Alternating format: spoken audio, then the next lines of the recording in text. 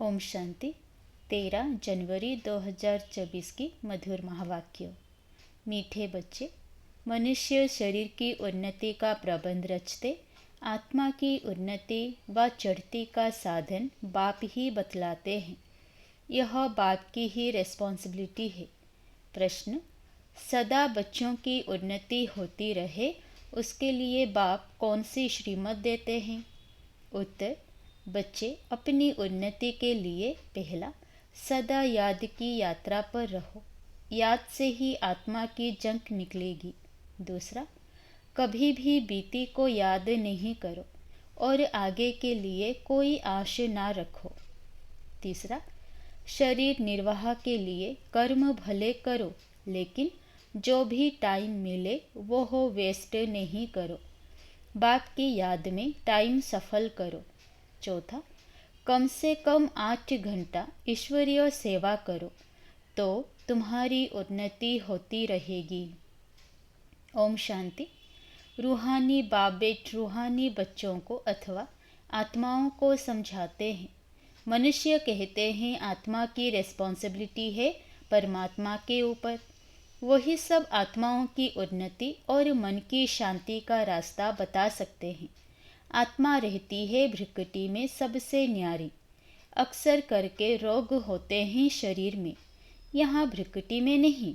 भल सिर में दर्द पड़ेगा, परंतु जो आत्मा का तख्त है वहाँ कोई तकलीफ नहीं होगी, क्योंकि उस तख्त पर आत्मा विराजमान है।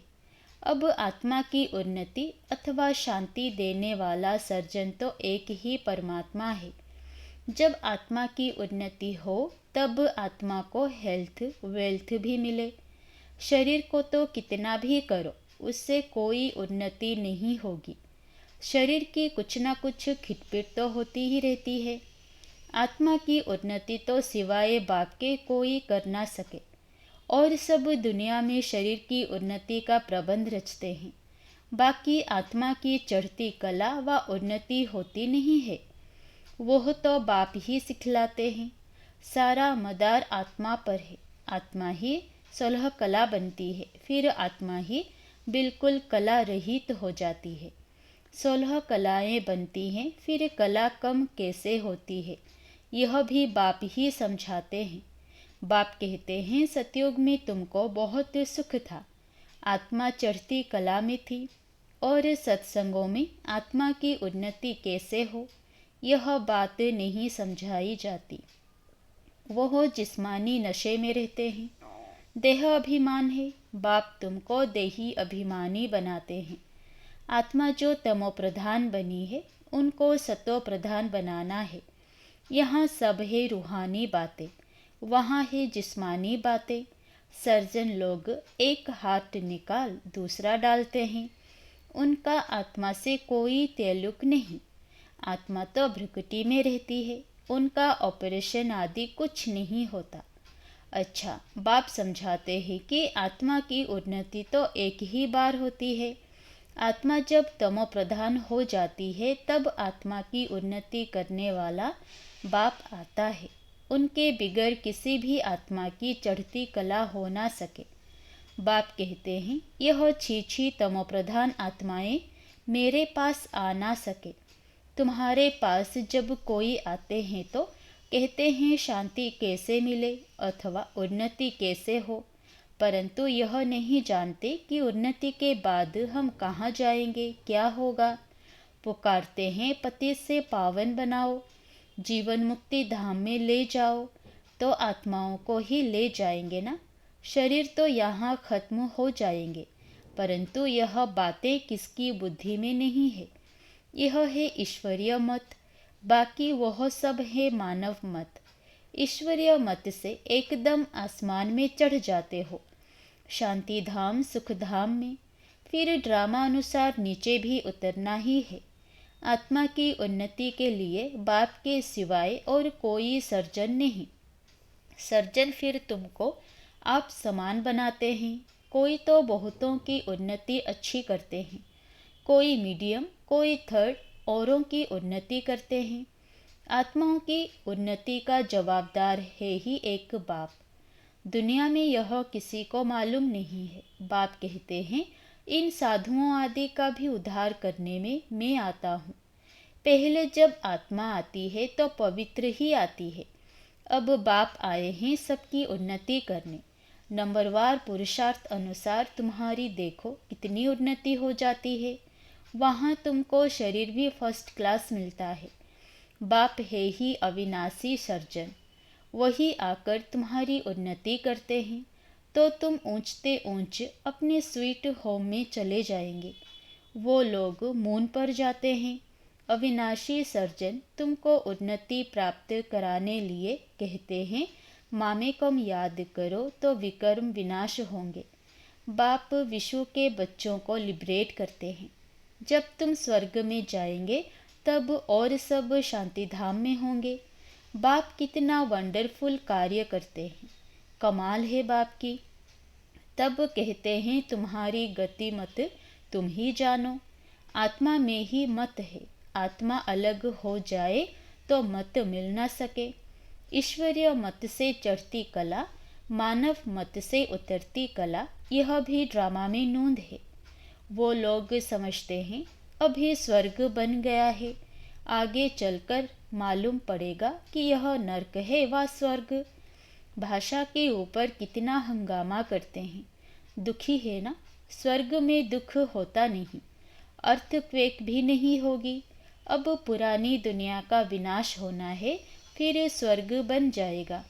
फिर आधा कल्प वह भी गुम हो जाता है।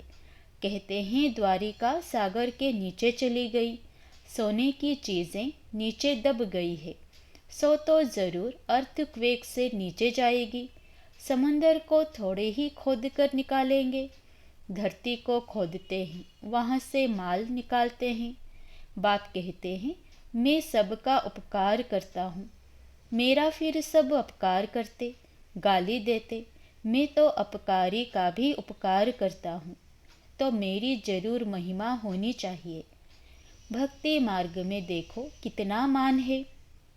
तुम बच्चे भी बाप की कितनी महिमा करते हो। चित्र में 32 गुण दिखाए हैं। अभी तुम भी बाप जैसे गुणवान बन रहे हो, तो कितना पुरुषार्थ करना चाहिए। टाइम वेस्ट नहीं करना चाहिए। बहुत हाईएस्ट बाप पढ़ाते हैं तो रोज़ ज़रूर पढ़ना चाहिए। यह अविनाशी बाप भी है, टीचर भी है। पिछाड़ी में आने वाले पुरानों से भी तीखे जा रहे हैं।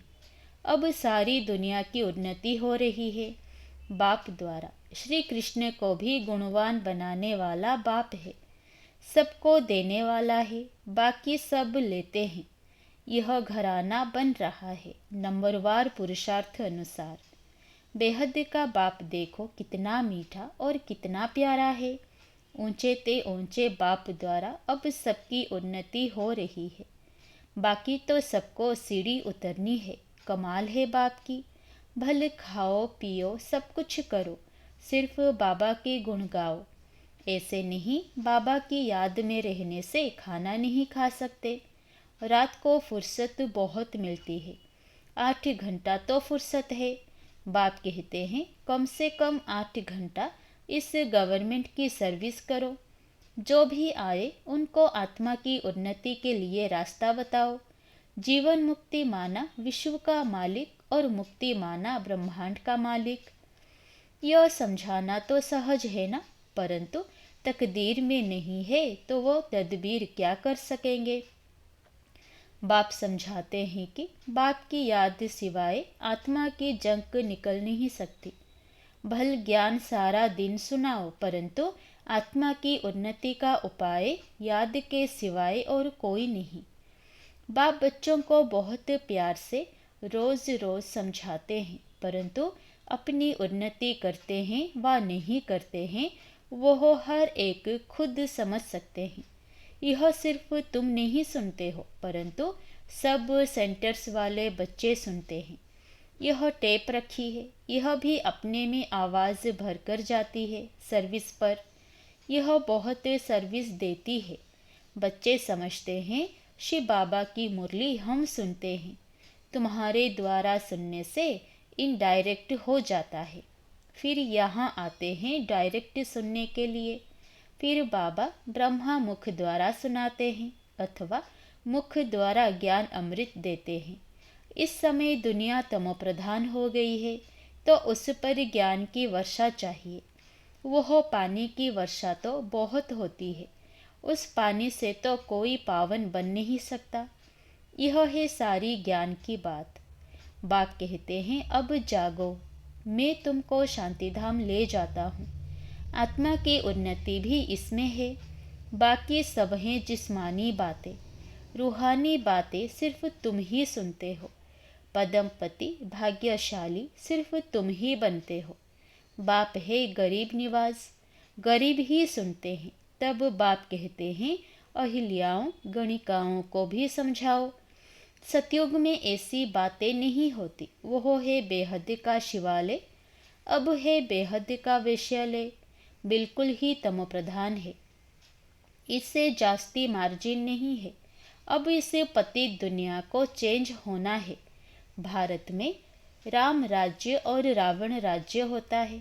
जब अनेक धर्म हो जाते हैं तब अशांति हो जाती है, लड़ाई तो लगती ही रहती है। अब तो बहुत ज़ोर से लड़ाई लगेगी। कड़ी लड़ाई लग फिर बंद हो जाएगी, क्योंकि राजाई भी स्थापन हो, कर्मातीत अवस्था भी हो। अभी तो कोई कह ना सके। वह अवस्था आएगी तो पढ़ाई पूरी हो जाएगी, फिर ट्रांसफ़र हो जाएंगे अपने पुरुषार्थ अनुसार। इस भंबोर को आग तो लगनी है, फटाफट विनाश हो जाएगा। उनको खूनी नाहक खेल कहा जाता है। नाहक सब मर जाएंगे, रक्त की नदियाँ बहेगी, फिर घी की दूध की नदियाँ बहेगी। हाहाकार से जय जयकार होगी। बाकी सब अज्ञान निद्रा में सोते सोते ही खत्म हो जाएंगे। बड़ी युक्ति से स्थापना होती है। विघ्न भी पड़ेंगे, अत्याचार भी होंगे।